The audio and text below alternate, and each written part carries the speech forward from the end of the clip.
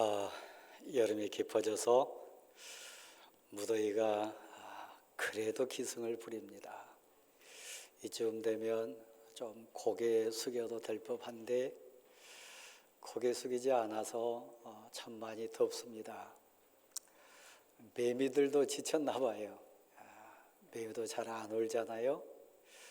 가끔 잠자리 몇 마리 춤추다가 그냥 멈추는 그런 날씨인데 많이 힘듭니다.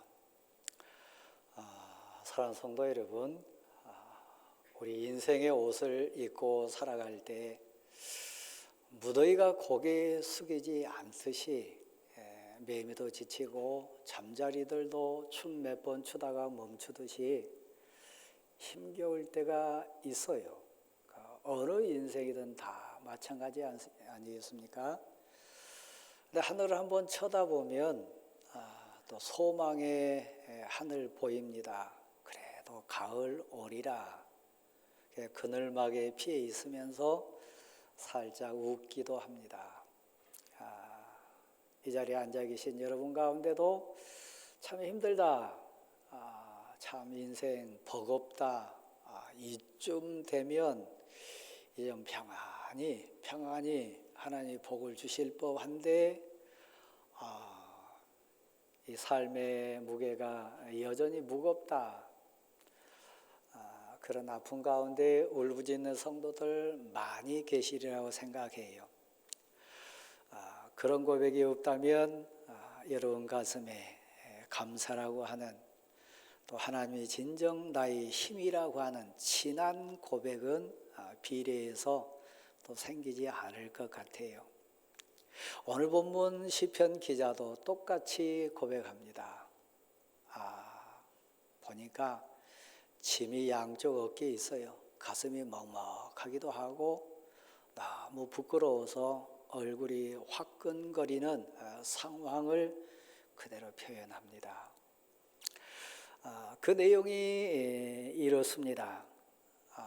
말씀을 통해 하나님이 내게 요구하신 것,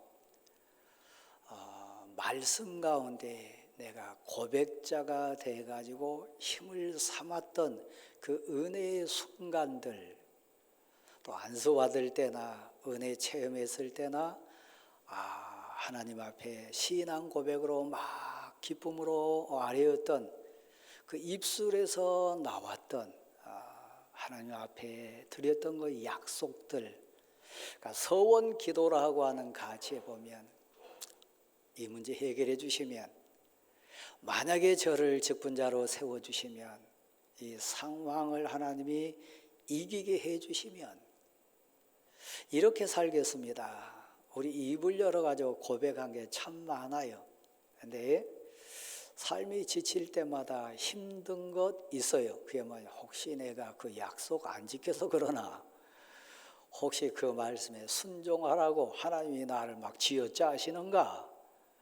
하나님 그런 꾀죄하거나 옹졸한 분이 아니신데 우리 스스로가 자격지심이 돼가지고 괴로울 때가 있어요. 더 괴롭게 하는 게 본문 속에 등장하는데 그 얘기가 뭐냐면, 죄를 이겨본 경험이 없어요. 죄가 나를 이겨요. 번번이 그 죄 앞에 져요. 죄의 싹은, 죄의 결과는 괴로움이고 죽음이고 부끄러움이기 때문에 그 죄와의 싸움에서 질 때마다 돌아서면 너무 아프고 힘들고 괴로워요. 그래서 나 기도하는 사람인데, 저로 말하면 그래도 목사인데, 강단에서 설교하는 설교자인데 또 이 죄에 졌구나. 하나님 이번에도 저에게 죄가 졌습니다. 그래서 괴로운 거예요. 서원 기도라고 하는, 젊었을 때 했든지 아팠을 때 했든지 또 처음 신앙 고백 가운데 했든지 그 서원했던 약속 가만 생각하니까 하나님 아직도 저는 그 약속을 못 지켰네요. 그 부담이 있을 뿐만 아니라 순간 밀려오는 고백, 내가 이 죄에 또 졌습니다. 제 고백이고 여러분의 고백이에요. 그렇잖아요. 근데 하나님은 정확하세요. 하나님은 사랑이세요. 하나님은 자비하시고 하나님은 은혜로우신 분입니다. 그래서 나는 죄에 졌지만, 나는 죄에 굴복해가지고 죄의 종으로 부끄러운 인생 살고 있지만, 날 사랑하신 하나님은 그 죄를 이겼어요. 그 죄에 져가지고 괴로워하는 나를 용서하시고 다시 보듬어 주신다 그랬어요. 오늘 말씀 가운데 가보면 하나님이 택하시고 불러주셔가지고 주의 뜰 안에 거하게 해주셨어요. 특별히 주의 성전의 아름다움을 사모하는 복을 주셔가지고 이 부끄러운 인생인데 이렇게 못난 죄에 진 인생임에도 불구하고 성전 안으로 들어오게 만드시고 그 성전 삶을 통해 고백되는 아름다움, 성전에 드려지는 그 감격과 기쁨의 은혜를 체험하며 살 수 있도록 또 기회를 주셨어요. 오늘 저와 우리 모두처럼요. 가만히 이렇게 돌아보니까 그런 표현이 있습니다. 지나온 삶 과정이 다 은혜였고 고백이었는데 시적인 표현을 써가지고 바다의 설렘이라고 그랬어요. 물의 흔들림, 모든 인생들의 소요, 사람들 사이에 막 소란이 일어나고 뒤죽박죽된 환경 속에 울부짖는 사람들이 어찌할 바 알지 못해서 막 악을 토해낼 뿐만 아니라 분노하는 인생들이 소요를 일으켜요. 다툼입니다. 죄악의 모습이요. 물이 흔들려요. 잔잔한 물가가 평화를 상징하듯이 물이 흔들린다고 하는 것은 내 마음이 흔들려요. 물결이 막 치고 있는 것은 상황이 나를 몰아붙여요. 바다가 춤춘다. 바다가 설렘으로 움직인다. 그건 아름답게 표현한 내용이지만 사실은 바닷가에 서서 파도 보면 이 파도 오면 끝난가 보다 싶었는데 또 다른 문제가 와요. 계속 몰려오는 파도를 보면서 마음이 요동쳐요. 설렘이다 그 표현이 흥분돼 가지고 하나님 이럴 수 있습니까? 하나님 내가 왜 이럽니까? 하나님 내 삶이 왜 이렇습니까? 마음이 막 춤추는 거요. 요 정도 됐으면 우리 어머니를 봐도 우리 아버지를 봐도 그 정도 고생하셨으면 하나님 이제 좀 평안케 하셔야 될 거 아닙니까? 이 문제 해결하느라고 정말 눈물 많이 흘리셨으니까 이제는 좀 안녕으로 지켜주셔야 되지 않습니까? 근데 바다가 다시 파도 몰려오듯이 계속 몰려옵니다. 파도가 몰려와도 물결이 쳐가지고 막 흔들려도 사람들이 소요를 일으키는 불안한 상황이라 할지라도 오늘 성경은 이렇게 표현해요. 하나님이 그 모든 것을 진정시키십니다. 하나님이 해결하세요. 결론은 합력해서 선이 되게 하시고 그걸 통해서 우리를 사랑하심을 다시 고백해야 해요. 제가 저쪽에서 오는데 많이 힘들었어요. 제가 회중석에 앉으신 여러분을 이렇게 보니까 저처럼 어거저거리면서 일을 하시거나 간신히 의자에 이렇게 앉으신 분들은 거의 안 계신 것 같아요. 근데 저는 일어서고 앉는 게 힘들어요. 지금도 통증이 좀 있습니다. 제 고백이요. 하나님, 요 정도 제가 좀 힘들었으면 왜 또 허리를 아프게 하십니까? 아파요. 그런데 고백으로 느낀 게 있어요. 이제 여기 앉아 계신 분 중에 허리 아프신 분도 계시고 또 여러 상황 속에 힘들어하신 분들 계시는데 저도 허리 때문에 한 걸음 떼는 게 이렇게 힘든 거구나. 앉고 일어섬이 은혜였구나. 인생의 한 걸음 한 걸음 떼는 것이 조심해야 되겠구나. 목사로서 느낀 점이 많습니다. 우리 조필순 권사님 오랜만에 회중석에 앉으셨는데 가장 가깝게는 우리 권사님을 이해하는 마음도 생겼어요. 권사님도 이렇게 허리 아프시니까 힘드시겠구나. 여러분, 삶의 파도가 계속 와요. 아들 문제 좀 될 만하고 이제 물질 문제 좀 채워져 가지고 이제 됐다 싶으니까 건강 문제가 오는 사람이 있고 부부 관계에 금이 가는 사람이 있고 그냥 갑자기 삶의 현장에 파도가 일어가지고 물결이 잔잔한 게 아니라 또 물이 흔들리는 그럴 때 있어요. 아마 여기 앉아 계신 여러분 모두가 다 그럴 거예요. 근데 그게 순간 아닙니까? 저는 어제 귀한 우리 성도 가정하고 정심 같이 하고 은혜 잘 나눴어요. 근데 오후에 허리가 삐끗해가지고 앉고 일어섬 걷는 걸음이 이렇게 힘든가 아픔 속에 많이 체험해 봤습니다. 제가 묻습니다. 허리만 그러겠어요? 건강만 그러겠어요? 인생사가 그렇습니다. 그런데 그 모든 과정 속에 한번 받아십시다.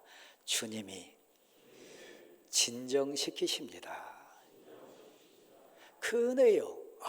그런 가운데 하나님이 나를 택하시고 부르셔서 주의 뜰 안에 거하는 복을 주시고 하나님이 나를 부르시고 다시 은혜 덧입혀 주셔가지고 주의 성전의 아름다움을 감격으로 고백하는 감사하는 자 되게 하셨습니다. 은혜예요. 그래서 기도할 수밖에 없습니다. 아픔 당하는 형제를, 아픔 당하는 혈육을 가슴에 안고 간절히 기도하는 거죠. 그래서 내가 주께 기도합니다. 주께 무릎 꿇습니다. 이 내용이요. 성전의 아름다움이 뭡니까? 하늘길이 열린 것뿐만 아니라 이것도 하나님의 은혜고 이것도 하나님의 도우심이고 이것도 하나님이 하셨구나. 다시 한번요. 제가 저기서 여기 오는데 여러분 다 보고 있으니까 이거 어떻게 걸어가야 되나. 이거 그냥 벌떡 일어나면 좋을 것 같은데 안 되잖아요. 그 모든 것은 은혜입니다. 그 모든 것은 기적입니다. 제가 일부러 그 시각에서 여러분을 봤어요.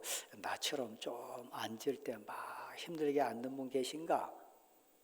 일어설 때 막 힘들게 일어선 분 계신가? 그런 분 계실 수 있지만 제 눈에는 거의 안 뵀어요. 그렇다면 여러분은 한번 받아십시다. 은혜입니다. 성전에서 여러분이 감사해야 될 거예요. 힘으로도 안 되고 능으로도 안 되고 세상 지식으로 안 되고 세상 가치로 안 되는 수많은 것을 하나님이 그냥 그저 은혜로 주셨구나. 우리 아들을 지켜주셨고 우리 딸에게 복을 주셨고 나를 인도하셨고 사랑의 아내나 내 남편에게 하나님이 이런 복을 더해 주셨구나. 하나님의 사랑이 나와 함께 하시는구나. 다 은혜입니다.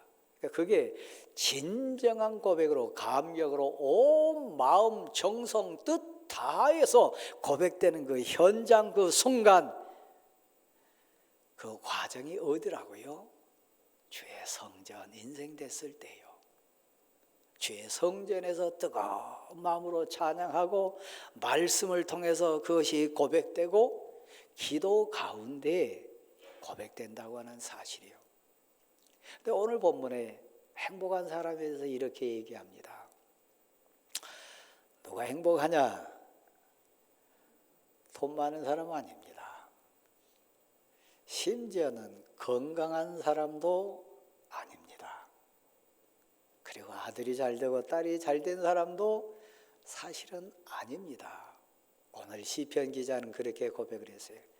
아침과 저녁이 기다려지며 즐거움으로 그 아침과 저녁을 기다리는 사람. 오늘 하루 동안 하나님 나를 통해 어떤 일을 하실까? 오늘도 하나님이 어떤 능력을 주실까?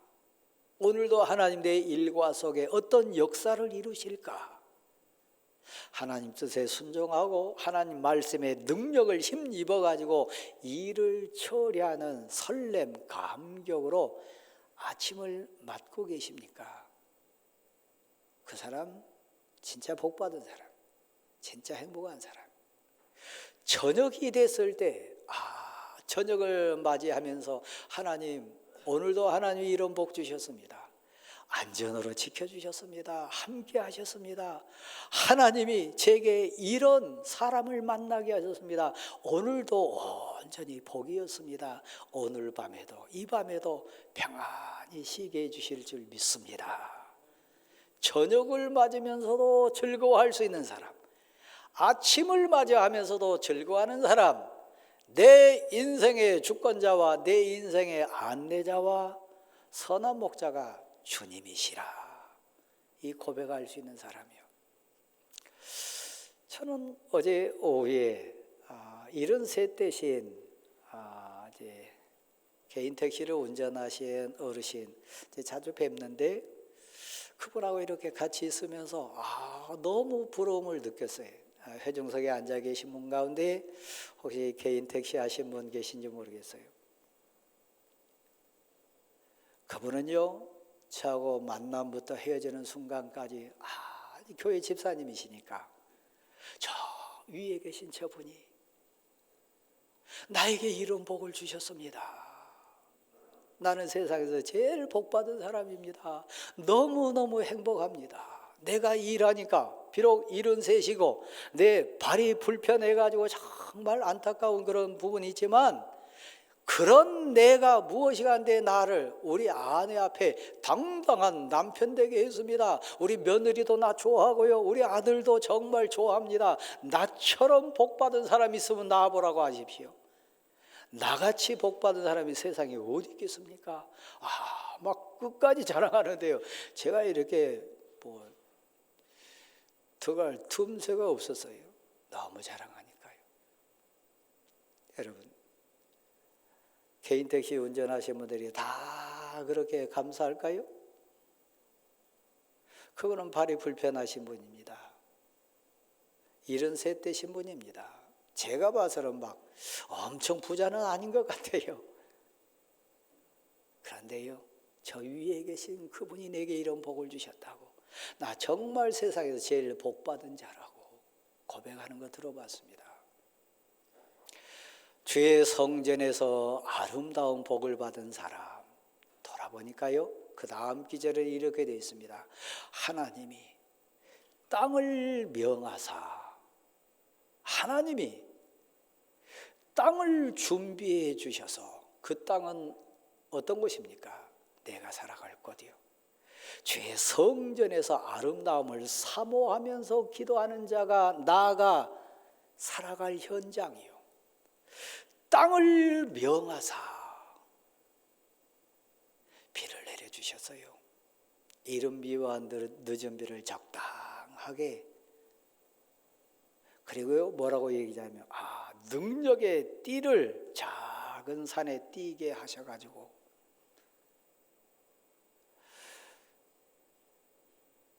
이랑을 평평하게 해주시고 비를 많이 내려주셔서 단비까지 주셔가지고 부드럽게 하셔가지고 싹을 틔워주시고 열매를 주셨다. 여러분이 자랑할 수 있는 환경이나 열매가 있다면 땅을 명해 주신, 여러분을 위하여 땅을 명하신 하나님의 은혜인 줄 믿으시기를 바랍니다. 비를 주셨어요. 신비하게 바람 불게 해서요. 적당하게 땅을 부드럽게 해주셨어요. 내 노력 아닙니다. 여러분이 걷는 것, 눈꺼풀을 움직이는 것, 여러분이 정말 숟가락을 입 안에 이렇게 옮겨서 밥맛을 느끼며 먹을 수 있는 것, 하나님의 은혜예요. 다 하나님이 땅을 명하사 사랑하는 여러분을 위하여, 사랑하는 하나님의 사람에게 복 주시기 위하여 준비한 하나님의 은혜인 걸 고백할 수 있기를 소원합니다. 정말 그래요. 적당하게 비를 주시고 이랑을 고르게 해주시고 그것에 바람을 불게 하셨어요. 그 싹에 복을 더하셨다. 성전 인생에게 주신 특별한 은혜입니다. 그러므로 여러분, 물결이 흔들리거나 파도가 계속해서 몰려와 가지고 여러분 가슴을 막 뛰게 하고 불안해하고 아프게 하는 상황이 있다 할지라도, 여러분 주위에 있는 사람들이 막 소요를 일으켜 가지고 어찌할 바 알지 못하는 그런 소용돌이에 있다 할지라도 두려워하지 마세요. 여러분을 진정 사랑하시는, 진정 여러분을 돕기 원하시는 여러분의 주님이 계신 거 믿으시기를 바랍니다. 젊었을 때 함께 하신 하나님, 노년의 때도 함께 해주실 줄 믿습니다. 그 다음 기절은 이렇게 얘기해요. 또 돌아보니까요, 초장이 있습니다. 풀밭이 있습니다. 그 풀밭에다가 하나님이 복을 더해주신 걸 시적으로 표현했는데 양떼들로 옷을 입혔습니다. 양이 한두 마리가 있는 게 아니에요. 그 풀밭에 그냥 양떼들로 가득하게 채워주셨어요. 골짜기가 있습니다. 그 골짜기 안에 논이 있어요. 밭이 있어요. 목장이 있고 과수원이 있어요. 그런데요, 그 골짜기를 곡식으로 가득 채워주신 하나님, 내 농사 기술 아니에요. 골짜기에 곡식을 가득하게 해주신 하나님 은혜입니다. 우리 성도 가운데 군생활 지금 하신 분들 여러 분 계신데, 요즘 한국 군대 문제가 다양한 아픔 속에 지금 막 뉴스화 되잖아요. 그렇죠? 뭐 국방부 장관부터 참모총장, 뭐 사단장, 사령관, 다양한 분들 얘기가 나오잖아요. 해석은 여러분 각자가 할 부분이에요. 근데 제가 말씀드리고 싶은 거예요. 내 평생의 소원, 내 평생 인생의 열림이 내 아들과 딸 다 소중합니다. 정말 소중합니다. 그렇잖아요? 여러분이 사령관이라면 병사 한 사람 한 사람 24시간 여러분 쫓아다닐 수 있나요? 여러분이 하급 지휘관이라면 마음대로 요즘 병사들 컨트롤 될 수 있을까요? 안 돼요. 그런데 하나님이 내 푸른 초장에 양떼로 그냥 옷을 입혀주듯이 풍성하게 하고, 내 삶의 현장인 저 골짜기 밭과 논에 곡식을 가득하게 채워주셔서 복 주셔서 그 곡식들이 내 창고에 쌓이는 감격을 주셨다면 은혜예요. 제가 군대에 얘기했습니다마는 병사 한 사람 한 사람에 이르기까지 다 여러분이 관리할 수 있을까요? 저는 지금도 감격으로 고백합니다. 여러분도 마찬가지고요. 저는 제 아내를 24시간 보호할 수 없습니다. 제 아들과 딸들 저는 24시간 쫓아다닐 수 없고 함께 할 수 없습니다. 그런데요, 여러분의 고백으로 한번 받아주실랍니까? 하나님이 지키셨습니다. 삶의 현장은 다 달라요. 초장에도 골짜기에도 하나님이 양떼로 옷을 입혀주시니 풍성케 할 뿐만 아니라 곡식으로 가득하게 하게끔 아들 인생 열매도 딸 인생에도 하나님이 복 주셨어요. 내가 한 것 아니에요. 그렇죠? 우리 권사님 양쪽에 두 딸을 다 앉혀놓고 예배 드리시는데 권사님 한 거 아니에요. 권사님을 사랑하는 하나님의 은혜인 줄 믿습니다. 정말이요. 우리 권사님만 그런가요? 여러분 모두 다요. 제가 담임하는 목사입니다.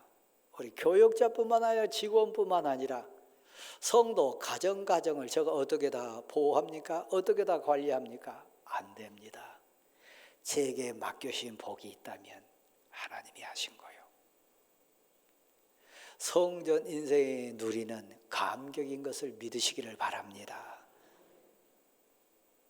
하나님이 나를 부르시고 주의 뜰 안에 거하게 하시고 그리고 하나님이 성전의 감격을 성전의 아름다움을 내게 허락했습니다. 이 모든 것은 은혜입니다. 고백하는 여러분 될 수 있기를 간절히 소원합니다.